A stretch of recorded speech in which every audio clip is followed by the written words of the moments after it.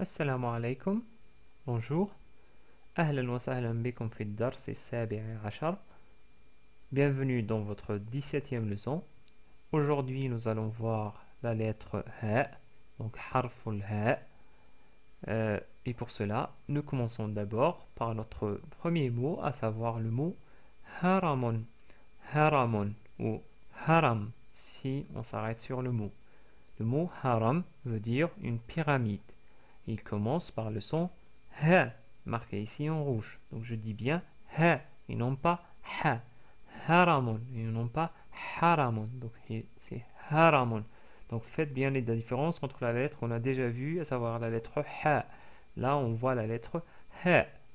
Donc le son ha et vient de la lettre ha vocalisée avec la fatha. Si on veut isoler la lettre ha, on obtient la lettre ha dans sa forme isolée et qui ressemble à un grand soukoun. Essayons maintenant de localiser la lettre ha dans notre tableau d'alphabet arabe. C'est une lettre qui se trouve vers la fin. Donc vous l'avez certainement trouvé. C'est la lettre qui se trouve juste après la lettre nun. En termes de forme d'écriture, donc la forme isolée, on l'a déjà vu, donc elle ressemble à un soukoun, mais un grand soukoun. Au début, on l'a vu dans le mot haramun, ça s'écrit de cette manière-là. On verra dans les exercices d'écriture comment l'écrire. C'est comme si un mélange d'un triangle et un doublon de soukoun, comme dans le mot hilalun, hilalun, ou hilal tout court, qui veut dire croissant de lune. Rappelez-vous nous avons vu le mot badr, badr, qui veut dire pleine lune. Là, on parle de croissant de lune. En arabe, on dit hilal, hilal. Au milieu, par contre, on écrit de cette manière-là. C'est comme s'il s'agissait de deux feuilles d'une fleur, comme dans le mot nahron, nahron, ou nahr. Nahr, si on s'arrête sur le mot. Ce mot veut dire une rivière. En fin de mot, on l'écrit de cette manière-là, comme dans le mot munabbihun. Munabbihun, qui veut dire un réveil. On peut dire aussi munabbih, si on s'arrête sur le mot. Munabbih. En résumé, on obtient les quatre formes d'écriture toutes distinctes l'une de l'autre, que vous pouvez imprimer pour vous entraîner à l'écriture. Avant de clôturer cette section des formes d'écriture, je souhaiterais attirer votre attention sur la ressemblance entre la ha dans sa forme isolée en fin de mot avec la ta marbouta. Rappelez-vous que la ta marbouta se trouve uniquement à la fin d'un mot, mais elle peut être attachée ou isolée selon la lettre qui la précède. Mais remarquez la ressemblance de la ta avec la ha dans deux formes d'écriture, à savoir la forme isolée et en fin de mot. La seule différence est que la ta marbouta possède deux points, alors que la lettre ha ne possède aucun point. Passons maintenant à la prononciation. Donc la prononciation de la lettre ha est facile si vous connaissez l'anglais. Ce son-là, bien sûr, il n'existe pas en français, mais en anglais, on le trouve plus ou moins dans le son du H dans les pronoms, par exemple he, his, her, etc. Donc si vous arrivez à prononcer ce son-là, vous vous rapprochez beaucoup du son de la lettre ha de l'arabe. Exerçons-nous maintenant à la prononcer avec les différentes voyelles. Donc avec la fatha, on prononce ha. Avec la dhamma, on prononce hu. Avec la kasra, on prononce hi. Avec sukoun, et remarquez comment on écrit le ha avec un sukoun. Donc il y a une forte ressemblance, sauf que le ha, elle est plus grande que le petit sukoun. Et on prononce là, c'est un peu difficile, mais quand vous avez cette lettre avec un sukoun dans un mot, c'est plus facile, comme dans le mot que nous avons vu précédemment, à savoir le mot nahr. Nahr. Avec la voyelle langue alif, on prononce ha. Avec la voyelle langue waw, hu. Avec la voyelle langue ya, hi.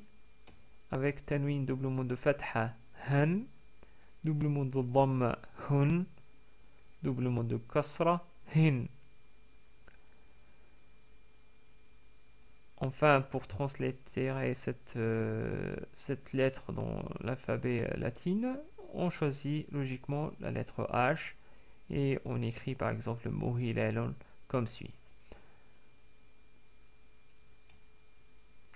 Passons maintenant aux quelques expressions très courantes. Nous avons déjà vu quelques-unes dans le cours précédent, à savoir les expressions Salamu alaykum, Sabahul khair, Masa'ul khair, Masa'ul nour, Sabahul nour, etc. Aujourd'hui, on va voir quelques expressions communément utilisées. La première est Ahlan wa sahlan. Ahlan wa sahlan. Remarquez l'utilisation de la lettre Ha dans les deux mots. Enfin, c'est deux mots, mais l'expression veut dire bienvenue. Je ne vais pas décortiquer l'expression, de toute façon, rare qui la connaissent, même les Arabes, ils connaissent la définition, le détail mot par mot. Ils utilisent toute l'expression pour dire bienvenue. Donc, je répète, ahlan wa sahlan. On peut dire aussi ahlan wa sahla, ahlan wa sahla. Car si on s'arrête sur un tanwin doublement de fatha, on ne s'arrête pas sur un sukun, contrairement au doublement de dhamma et doublement de kasra. On s'arrête avec un prolongement de fatha. Donc on dit ahlan wa sahla. On ne dit pas ahlan wa sahl. On dit ahlan wa sahla. Ou ahlan wa sahlan, comme d'habitude. La deuxième expression, c'est marhaban, marhaban ou marhaba, qui veut dire aussi bienvenue. Toutefois, je tire votre attention sur un fait, c'est que dans les dialectes généralement de ceux du Liban, de la Syrie, donc la région du Shem, marhaba et ahlan wa sahla peuvent être utilisés pour dire salut, ou comme on dit en anglais hi. Donc c'est juste, on peut dire au lieu de dire salam, ils peuvent dire marhaba, et l'autre il répond marhaba, ou il répond ahlan wa sahla, etc. Mais dans l'arabe littéraire, vraiment, la base, elle est utilisée pour dire bienvenue. Donc les deux expressions veulent dire bienvenue. La troisième expression, c'est l'expression insha'Allahu, insha'Allahu, ou insha'Allah, si on s'arrête bien sûr sur Allah. Je pense que vous reconnaissez déjà cette expression parce qu'elle est très utilisée même en France. C'est l'expression qu'on utilise couramment, Inch'Allah, Inch'Allah. Mais en réalité, l'expression est composée de trois mots. In, si, sha'a, veut, Allah. Allah, c'est le nom de Dieu pour les musulmans. Ou enfin, un des noms très utilisés parce que pour les musulmans, il y a 99 noms. Donc c'est in, si, sha'a, veut, Allah. Remarquez que là, le verbe précède le sujet. Passons maintenant aux exercices. Je vais vous prononcer quelques mots. Vous allez me dire si vous entendez le son de la lettre Ha, notre lettre d'aujourd'hui. Si elle est présente, il faut me dire dans quelle position elle se trouve. Au début, au milieu ou en fin de mot. Premier mot, bahrun, bahrun. Si vous avez dit qu'elle est bien présente, eh ben non. En fait, là, il s'agit de la lettre Ha, que nous avons déjà vue. Donc, c'est pas la lettre Ha d'aujourd'hui, c'est Bahr. Donc, j'ai pas dit Bahr, c'est Bahr. Donc, faites bien attention à la différence. Bahr veut dire une mer. Enfin, une mer, la mer. Et nous avons déjà vu ce mot-là. Deuxième mot, Nahr. Nahr. Et oui, la lettre Ha est bien présente. C'est un mot que nous avons déjà vu au début de ce cours, qui veut dire une rivière. La lettre Ha est au milieu de ce mot-là. Troisième mot, Hirra. Hirra ou Hirratun. Hirratun. Là aussi, la lettre ha est bien présente au début. Hirra veut dire une chatte. Donc c'est le féminin du mot chat. Hir, hirra, hir, hirra. Il y a aussi un autre mot qui est utilisé pour dire un chat, une chatte, c'est qit, qitta. Qit, qitta. Nous l'avons déjà rencontré dans un cours précédent. Quatrième mot, hurra, hurra. Donc j'ai pas dit, ça ressemble au mot précédent, mais faites attention, c'est hurra ou hurraton. Là, il s'agit de la lettre ha et non pas de la lettre ha, notre lettre d'aujourd'hui. Hurra veut dire libre. Donc c'est au féminin. Donc hurr pour dire il est libre, libre. Hurra, libre au sens féminin. Huwa hurrun, il est libre. Hiya hurra, elle est libre. Dernier mot.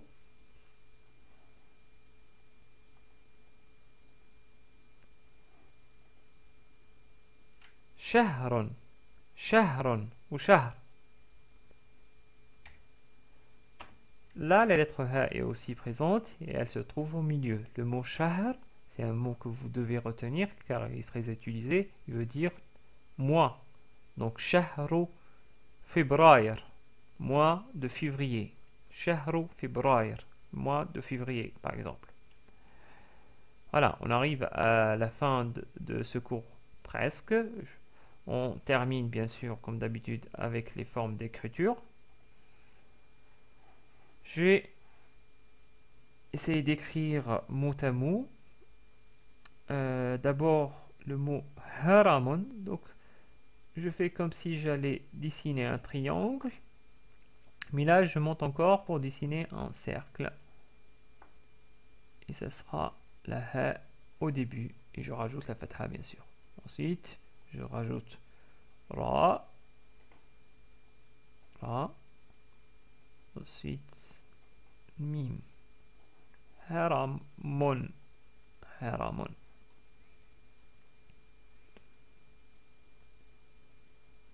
Deuxième mot, je vais écrire nahrun. Donc j'écris na au début et je la laisse ouverte pour écrire la suite. Ensuite le ha au milieu. Donc là, je dessine une petite feuille ici et une autre là. Et voilà. Et je la laisse ouverte. Donc je rajoute tout de même le soukoun, nah, et enfin run.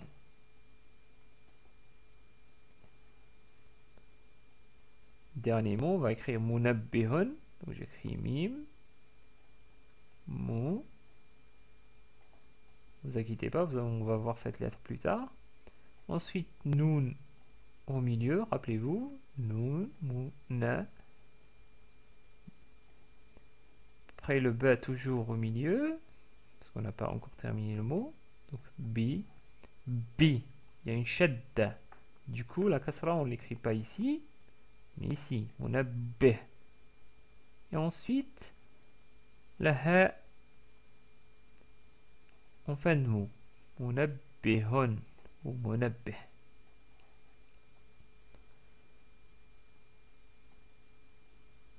Voilà. Nous arrivons à la fin de ce cours-là. Je vous remercie pour votre attention.